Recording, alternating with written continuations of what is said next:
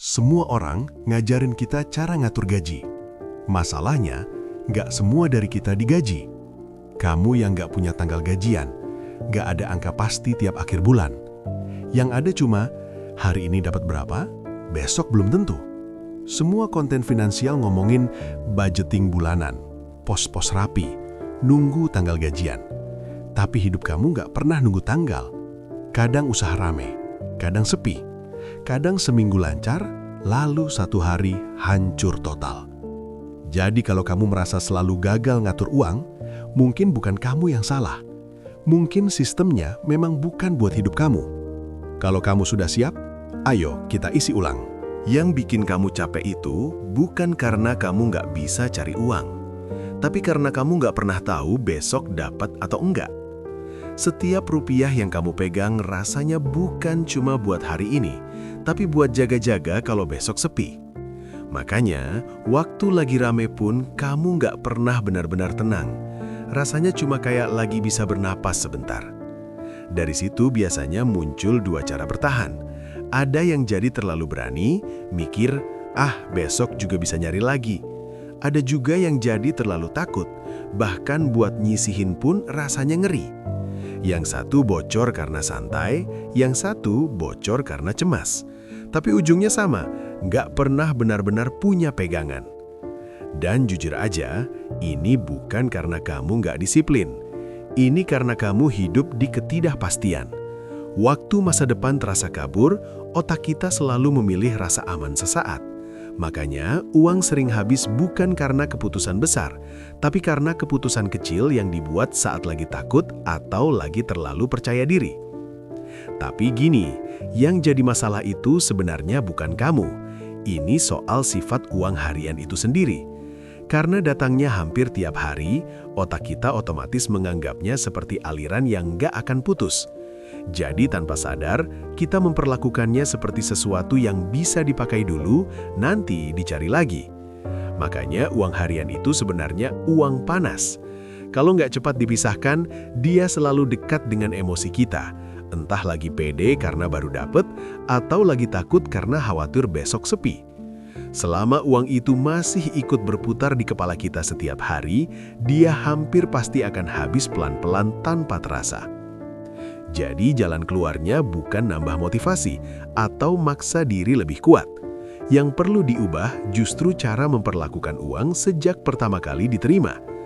Orang yang langsung memisahkan sebagian di awal biasanya jauh lebih jarang panik waktu hari sepi datang. Bukan karena mereka lebih disiplin, tapi karena mereka sudah bikin sistem sebelum perasaan ikut campur. Jujur ya, masalahnya bukan kamu nggak mau nabung. Masalahnya uang itu selalu dekat sama kamu. Selama dia masih ada di dompet atau di satu rekening yang sama, otak kamu akan terus menganggap itu sebagai cadangan yang bisa dipakai kapan saja. Dan karena kamu hidup dari penghasilan harian, rasa bisa dipakai nanti dicari lagi itu sangat kuat. Makanya uang sering habis bukan karena kamu boros, tapi karena dia selalu ada dalam jangkauan pikiran. Dipakai sedikit-sedikit, rasanya wajar, sampai akhirnya baru sadar, kok tinggal segini. Nah, disinilah bedanya penghasilan harian dengan gaji tetap. Kalau orang bergaji, mereka bisa membagi uang berdasarkan kategori, makan, transport, hiburan, dan seterusnya. Tapi untuk penghasilan harian, yang paling sering mengguncang itu bukan kategori pengeluaran, melainkan waktu. Ada hari ramai, ada hari sepi, dan kadang sepinya datang tanpa peringatan. Jadi pembagiannya juga harus mengikuti ritme itu. Harus ada uang yang memang cuma untuk hari ini, ada yang khusus disiapkan untuk hari sepi, dan ada yang benar-benar tidak boleh disentuh untuk jangka panjang. Misalnya setiap kali kamu menerima pemasukan, sekecil apapun, sebagian langsung dipisahkan sebelum kamu sempat memikirkan mau dipakai apa. Bisa dipindahkan ke rekening berbeda atau disimpan di tempat yang tidak kamu lihat setiap hari. Bukan karena kamu yakin besok akan aman, justru karena kamu tahu besok belum tentu. Dengan cara itu, saat satu hari datang tanpa pemasukan, kamu tidak langsung panik. Hidup tetap bisa berjalan tanpa harus merasa semuanya runtuh. Dan satu hal yang paling sering disalahpahami, Tujuan awalnya bukan langsung jadi kaya. Untuk penghasilan harian, yang paling penting itu membangun bantalan, supaya satu kejadian buruk, sakit, motor rusak, atau beberapa hari tanpa order tidak langsung menghapus semua yang sudah kamu bangun. Bedanya lagi dengan penghasilan tetap, dana cadangan mereka bisa diukur. Misalnya cukup 6 bulan biaya hidup, lalu selesai. Tapi untuk penghasilan harian, cadangan itu tidak pernah benar-benar cukup, karena kamu tidak pernah tahu berapa lama hari sepi bisa datang. Makanya cadangan ini harus terus ditambah, walaupun pelan, walaupun tidak terpakai. Bukan untuk membuat kamu kaya, tapi untuk memberi jarak antara kamu dan krisis. Jadi disitulah letak seninya. Bukan soal mengejar angka besar dalam waktu cepat, tapi soal memastikan setiap bulan ada lapisan pengaman yang makin tebal. Pelan, tidak terlihat, tapi membuat hidup kamu jauh lebih stabil dibanding sebelumnya. Tapi kalau harus jujur, hidup dari penghasilan harian itu memang gak bisa setengah-setengah. Kalau kamu mau masa depanmu lebih aman, ada kenyamanan hari ini yang memang harus kamu kurangi. Dalam situasi seperti ini, setiap kali kamu ingin punya sesuatu, biasanya ada hal lain yang harus kamu relakan. Mau punya cadangan? Artinya ada uang yang memang gak bisa kamu nikmati sekarang. Orang yang punya gaji tetap masih bisa merasa sedikit lebih longgar, karena mereka tahu kapan uang datang lagi. Sementara kamu gak punya kepastian itu. Jadi setiap kali kamu memisahkan uang, rasanya seperti kamu lagi mengambil jatah hidupmu sendiri hari ini. Dan kita jujur aja, itu memang gak enak. Kadang bahkan terasa menyiksa. Tapi kenyataannya memang begitu. Rasa aman itu nggak bisa dibangun tanpa kamu rela kehilangan sebagian rasa nyaman. Buat penghasilan harian, disiplin bukan soal pintar atau tidak. Itu soal berani menukar kesenangan sesaat dengan ketenangan di masa depan.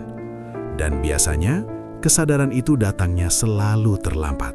Ada satu hal yang jarang benar-benar dibicarakan orang berpenghasilan harian.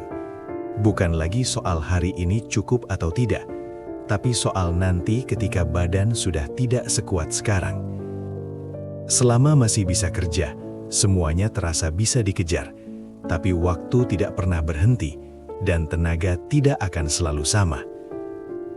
Orang dengan pendapatan tetap setidaknya punya gambaran. Ada pensiun, ada sistem, ada angka yang bisa dihitung. Sementara bagi pendapatan harian, tidak ada yang otomatis. Kalau berhenti bekerja, aliran uang ikut berhenti. Tidak ada yang menggantikan. Disinilah disiplin harian berubah makna. Ia bukan lagi soal mengatur uang supaya cukup sampai akhir minggu. Ia menjadi satu-satunya cara membangun masa depan tanpa jaminan. Kalau hari ini kamu tidak menyiapkan apa-apa, maka nanti kamu benar-benar mulai dari nol, di usia yang tidak lagi memberi banyak pilihan. Dan justru karena itulah, kita nggak bisa lagi cuma berharap semuanya akan baik-baik saja. Kalau nggak ada jaminan dari luar, satu-satunya cara adalah mulai membangun perlindungan dari sekarang. Karena tidak ada pensiun yang datang otomatis, maka perlindungan itu harus dibangun sendiri, lapis demi lapis. Bagi pendapatan harian, cara paling masuk akal bukan mengejar angka besar dulu, tapi memastikan ada 3 pagar yang berdiri sebelum usia ikut melemah. Lapisan pertama adalah dana darurat yang benar-benar siap dipakai ketika hari sepi datang atau saat kejadian tak terduga muncul. Lapisan kedua adalah perlindungan kesehatan seperti BPJS Kesehatan atau asuransi. Karena bagi penghasilan harian, sakit bukan cuma soal biaya berobat, tapi berhentinya aliran uang. Dan lapisan ketiga adalah simpanan jangka panjang yang tidak ikut dipakai untuk kebutuhan hari ini maupun besok. Ia disiapkan khusus untuk waktu ketika tenaga tidak lagi bisa jadi sandaran utama. Tanpa 3 lapis ini, masa tua terlalu bergantung pada harapan. Dengan 3 lapis ini, masa depan memang belum tentu mudah, tapi setidaknya tidak sepenuhnya tanpa pegangan. Kalau penghasilanmu harian, kamu sebenarnya hidup tanpa jaring pengaman. Setiap hari kamu berdiri di atas tenaga sendiri, dan tenaga itu ada batasnya.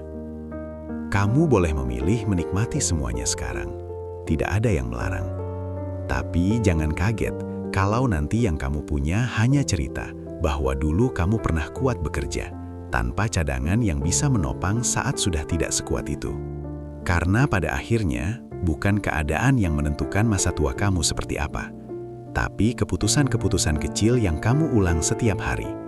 Mau tetap hidup dari tenaga semata, atau mulai membangun pegangan sebelum tenaga itu habis. Kalau kamu merasa hidup dari pendapatan harian itu berat, kamu nggak sendirian. Tinggalkan komentar, aku pengen dengar ceritamu. Sampai jumpa di video selanjutnya.